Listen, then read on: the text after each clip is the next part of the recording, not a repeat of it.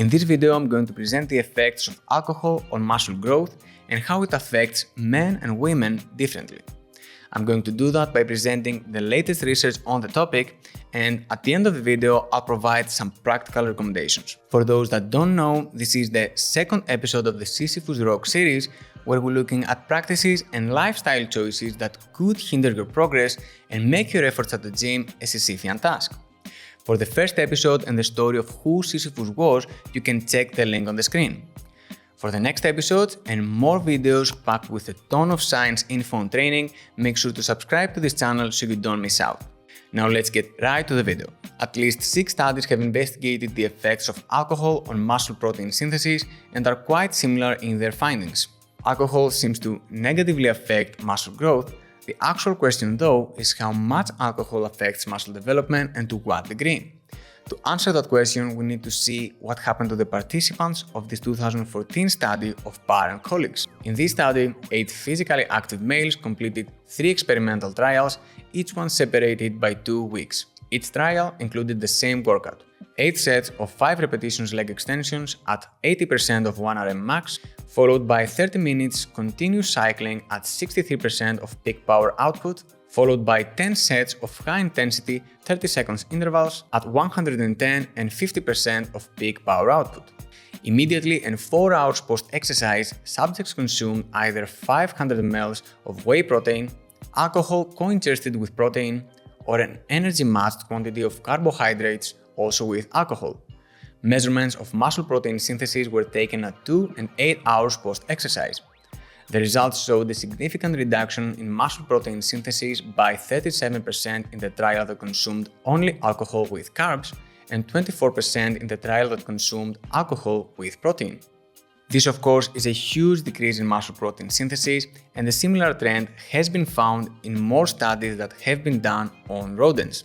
However, I'm skeptical of these findings. To begin with, the amount of alcohol consumed in this study equals to extremely heavy drinking, at least for my standards. The subjects of this study took 1.5 grams of ethanol per kilogram. With an average weight of 79 kilos, these individuals took a quantity that equals to 6 standard drinks 2 times immediately and 4 hours post-training.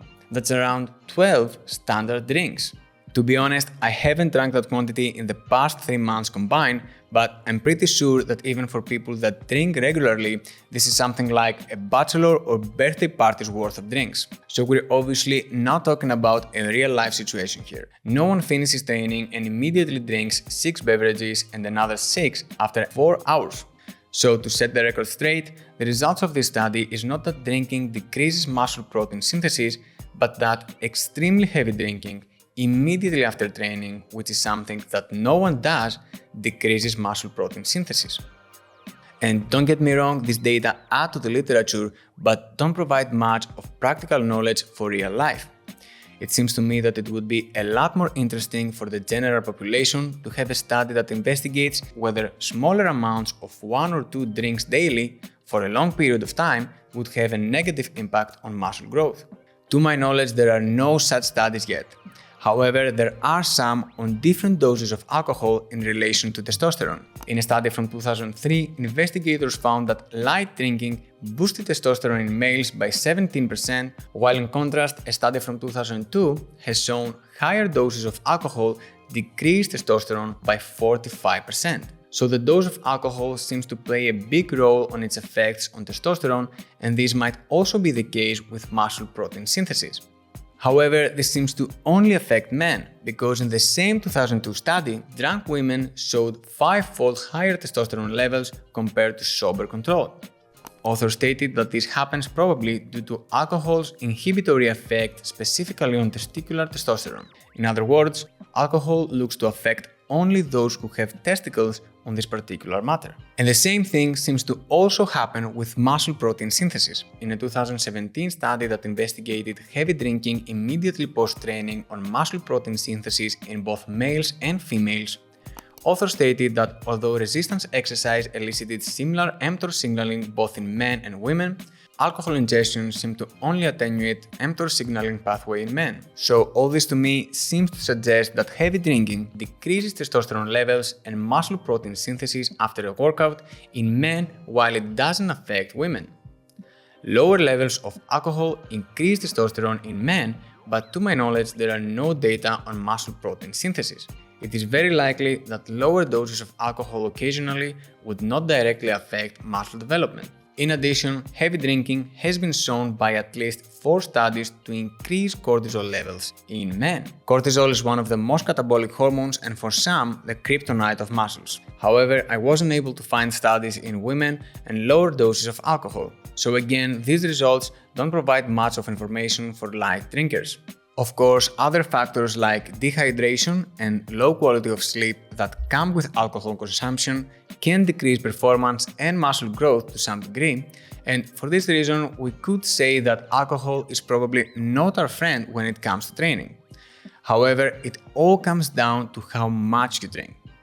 For this reason, the practical recommendations that I make of this data are pretty much common sense rules. Heavy drinking can acutely decrease muscle protein synthesis and testosterone while it increases cortisol levels in the following 1 or 2 days in men. For this reason, heavy drinking should be avoided in the days and hours following training.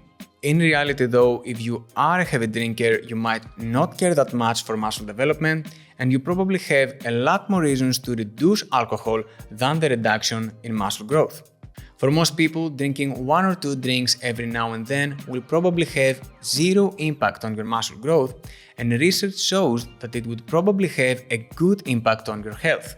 According to Goldberg and co-workers in 2001, more than 100 prospective studies shown an inverse association between light to moderate drinking and the risk of heart attack, ischemic stroke, peripheral vascular disease, sudden cardiac death, and death from all cardiovascular causes. However, according to the literature, increasing alcohol intake to more than 4 drinks a day can increase the risk of hypertension, abnormal heart rhythms, stroke, heart attack, and death.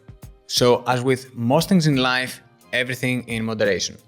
Small amounts could be beneficial, while higher amounts could open Pandora's box. And that's why my fellow countryman Cleobulus said 2,500 years ago the well-known quote, Metron Ariston, which states that finding balance in everything in life is always the best practice. Also remember that training adaptations come after years of systematic, well-planned efforts. Going occasionally out for drinks will not have a significant effect on the end results that come from the accumulation of hundreds of training sessions. However, you have more than enough reasons to not make this a habit.